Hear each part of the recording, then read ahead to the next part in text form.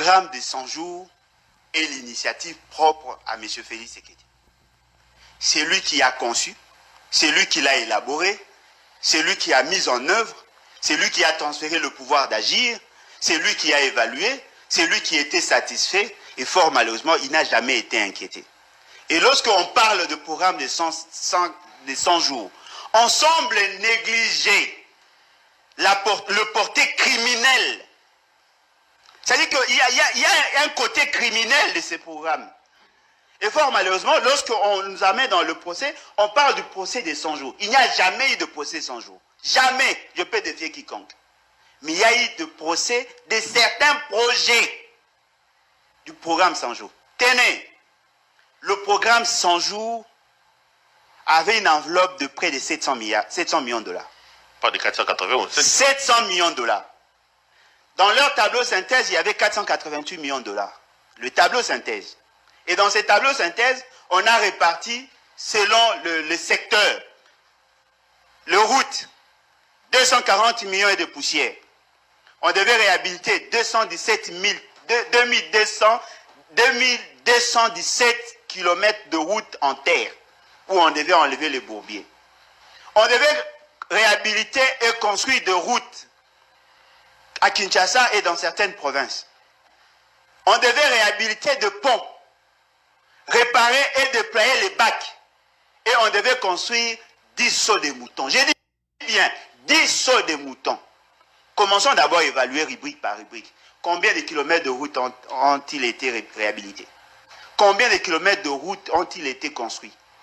Dites-moi, combien de ponts, en dehors de 3 ponts qu'on nous a présentés, sur le 24 ponts, combien de ponts ont-ils été? C'était prévu 24. 24 ponts. 24 ponts. Plus de 240 millions de dollars. Pour la construction de 24 ponts. Non, 24 ponts, construction de route, saut de moutons, parce que par saut de moutons, c'était 2 500 000 par saut de moutons. Il y a des sauts de moutons qui nous ont coûté pratiquement le double. On n'en parle pas. Il y avait 46 millions pour réhabiliter les hôpitaux et l'acquisition des équipements et des médicaments. 46 millions de dollars. 10 millions pour acheter les médicaments, 36 millions pour les équipements et la réhabilitation. Parmi les bâtiments à réhabiliter, Kini Kinoise, Mama Yemo, hôpital sanatorium de Selembao et d'Enjili. Sans compter dans tous les territoires, on devait réhabiliter les hôpitaux de référence. Combien d'hôpitaux ont-ils été réhabilités? Les 10 millions là qu'on devait acheter les médicaments, ils ont donné à une quincaillerie. Ils ont acheté des produits, tout ça a été périmé. C'était en mauvais état, on a tout jeté. Alors que c'était 10 millions et on dépensait 5 400 000. L'éducation, 37 millions de dollars. On devait réhabiliter 139 écoles, parachever 119, réhabiliter les autres écoles et équiper les écoles. Dans tous les territoires, pratiquement, il y avait au moins une école par territoire. Combien d'écoles ont-ils été réhabilitées? Vous prenez, la régie des eaux aurait perçu près de 20 millions de dollars pour renforcer leurs équipements. Combien d'argent ont-ils été affectés dans ce sens-là? Près de 20 millions de dollars pour l'énergie, d'abord au niveau de la SNEP pour renforcer leur capacité. Qu'est-ce qu'on en a fait?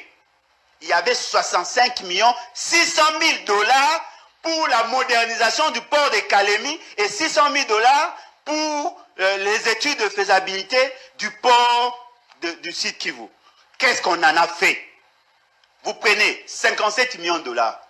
Je peux défier quiconque ici. Dans tous les sites prévus dans le programme, il n'y a pas de maisons qui ont été construites. Il y en a au Kanshasa. Ce n'était pas dans le programme des 100 jours. Ça, c'était une improvisation des dernières minutes de M. Félix Tshisekedi. Dans le programme des 100 jours, on devait construire à Kinshasa 300 logements à Maluku. Il n'y a pas eu de construction là-bas. Ça, c'est une autre improvisation comme d'habitude.